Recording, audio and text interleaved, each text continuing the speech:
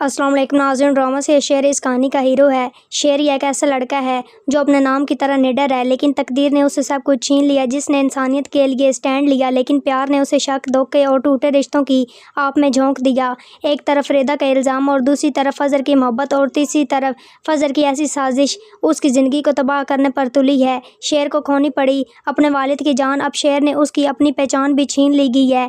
शेर इन हालातों के लड़ पाएगा या नहीं? अगर आप ये सब कुछ जानना चाहते हैं तो वीडियो को विदाउट स्किप के एंड तक देखिएगा, ताकि आपको मुकम्मल लगाई हासिल हो सके।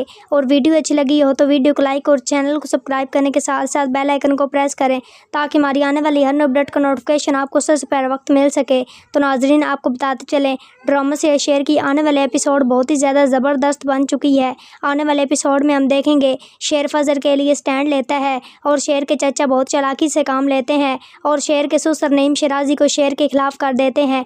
लेकिन वो कहने में तो सिर्फ फिक्र मत करो, तुम्हारे साथ शेर ने जो भी किया उसका बदला मैंने ले लिया है। और सबसे अच्छी बात तो ये है कि शेर ससुर और अपनी मंगेतर रिदा की वजह से तुम पर हाथ उठाया था। ये बात शेर के ससुराल वालों को बहुत बुरी लगी और मैंने बहुत चालाकी से शेर के ससुर नईम शिराजी को ये बताया है। सारा हमारे दुश्मन की बेटी है। ये सुनकर शेर के ससुर ने कहा कि कोई भी लड़का ऐसा कर सकता है जो अपने दुश्मन की बेटी के लिए इतना करे। इसका मतलब है कि शेर का उस लड़की से ज़रूर कोई ना कोई चाल होगी और मुझे उम्मीद है अब ये शादी नहीं होगी और शेर का दिल टूट जाएगा और शेर वापस यूके चला जाएगा।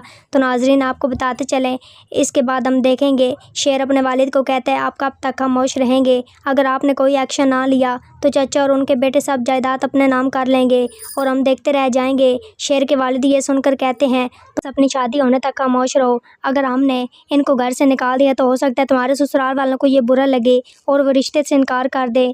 दूसरी तरफ शेर के चाचा बदर शेर की सौतेली वालदा के पास जाते हैं और कहते हैं तुम्हारी दोनों बेटियां बहू हैं और तुम्हारा शौहर सारी जायदाद शेर के नाम करने जा रहा है और ना आपको कुछ मिलेगा और ना आपकी बेटियों को कुछ मिलेगा। ये सुनकर शेर की सौतेली वालदा कहती है फिर मैं क्या कर सकती हूँ? ये सुनकर शेर के चाचा कहते हैं अगर तुम हमारे साथ मिल जाओ तो सारी जायदाद तुम्हारी बेटियाँ हासिल कर सकती हैं, मगर इसके लिए तुम्हें हर बात माननी पड़ेगी। यह सुनकर शेर की सौतेली वालदा कहती है मुझे भी शेर और शेर की वालदा से बहुत ज़्यादा नफरत है। मैं अपने हिस्से के जायदाद किसी भी सूरत शेर के नाम नहीं होने दूंगी। दूसरी तरफ फजर के वालिद फजर से कहते हैं तुम्हारा शेर से ऐसा क्या ताल्लुक़ है कि तुम्हारी खातिर उसने अपने कज़न को मारा और एक बार तुम उस खानदान से धोखा खा चुकी हो और एक बार फिर तुम उस खानदान पर भरोसा कर रही हो। ये सुनकर फजर अपने वालिद से कहती है मेरा शेर से कोई ताल्लुक़ नहीं है।